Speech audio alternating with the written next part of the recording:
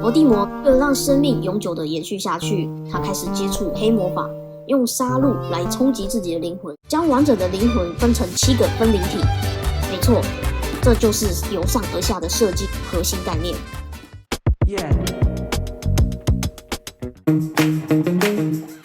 Hello， 大家好，欢迎来到模舰队，我是雷基教师阿儒。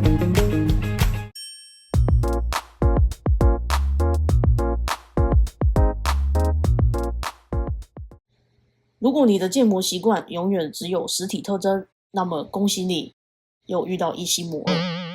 别再为难自己了，在家靠父母，外出靠朋友，建模当然就是靠指令咯。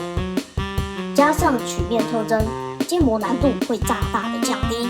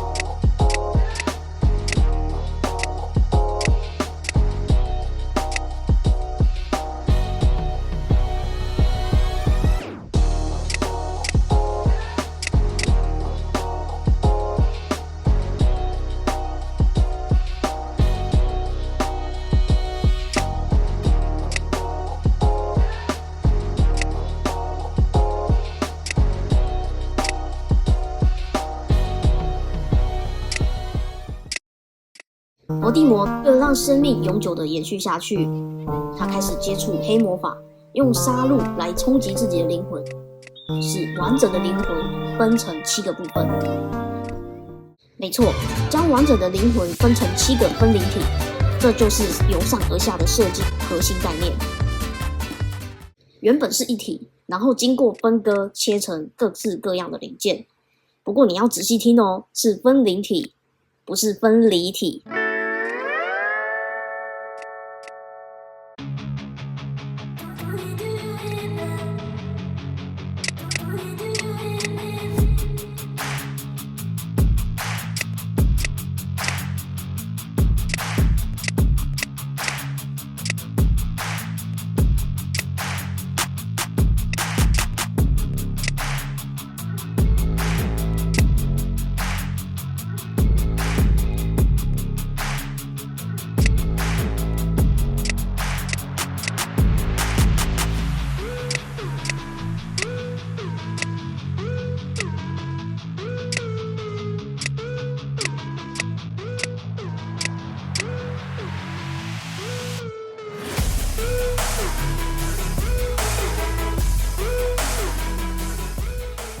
谢谢各位的收看，欢迎按赞、订阅或分享阿儒的频道哦。我们下个影片再见喽。